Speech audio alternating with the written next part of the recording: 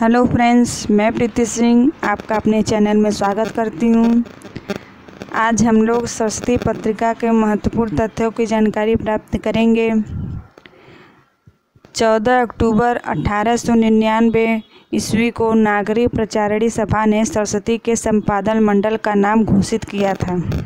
इनके संपादन मंडल में जगन्नाथ दास रत्नाकर, दूसरा बाबू श्याम सुंदर दास, तीसरा राधा कृष्ण दास, चौथा किशोरी लाल गोस्वामी, पांचवा कार्तिक प्रसाद खत्री।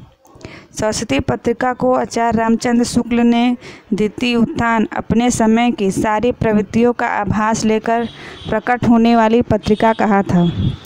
सरस्वती पत्रिका का प्रथम अंक जनवरी 1900 ईस्वी को निकला था। सरस्वती पत्रिका का नामकरण चिंतामणि घोष ने किया था। सरस्वती पत्रिका का प्रकाशन इंडियन प्रेस इलाहाबाद, वर्तमान में जो प्रयागराज के नाम से जाना जाता है, तथा संपादन कार्य काशी वाराणसी में होता था।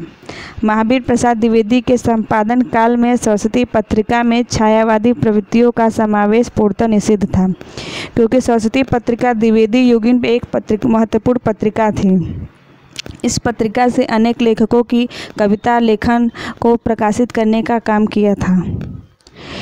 जब महावीर प्रसाद द्विवेदी इस पत्रिका के संपादन करते थे, तब उसी समय सूर्यकांत त्रिपाठी निराला की एक प्रसिद्ध कविता जूही की कली का प्रकाशन करने के लिए इस पत्रिका में आया था, लेकिन महावीर प्रसाद द्विवेदी ने उस कविता को अपने पत्रिका में छपने से मना कर दिया था, क्योंकि वो कविता छायावादी प्रवृत्तियों से परिपूर्ण था। पद्मलाल पुन्नालाल बख्शी के समय छायावादी प्रवृत्तियों की झलक सरस्वती पत्रिका में दिखाई देने लगी। सरस्वती पत्रिका को श्याम सुंदर दास ने 1900 से 1902 ईस्वी तक प्रकाशन किया।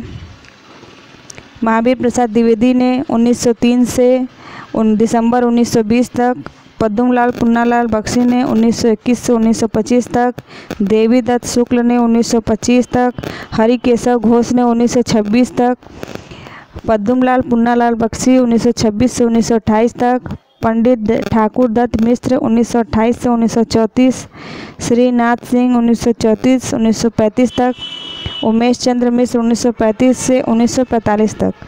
जून 1980 के बाद इसका प्रकाशन बंद हो गया। उस समय इस पत्रिका के संपादक निषिद्ध राय थे। इंडियन प्रेस ने अपनी ऐतिहासिक पत्रिका सरस्वती का पुनः प्रकाशन शुरू किया। इसका वर्चुअल लोकार्पण शनिवार 17 अक्टूबर 2020 को उत्तर प्रदेश विधानसभा के अध्यक्ष लेखक हृदय नारायण दीक्षित ने किया। इसके विशिष्ट अध्यक्ष थे डॉक्टर कमल किशोर गोयनका। इस मौके पर दीक्षित जी ने कहा, सरस्वती साहित्य का उद्देश्य लोक मंगल है। आज सरस्वती पुनः प्रकट हुई है, जिससे साहित्य जगत में लोक मंगल है। आज सरस्वती पुनः प्रकट हुई है, जिससे साहित्य जगत में लोक मंगल की भावना का अभाव दूर होगा। इस प्रकार हम लोग सरस्वती पत्रिका के बारे में महत्वपूर्ण जानकारी प्राप्त किए। मिलते हैं नेक्स्ट वीडियो में। तब तक आप लोग अपना ध्यान रखिए, अपनी पढ़ाई को जारी रखिए। धन्यवाद।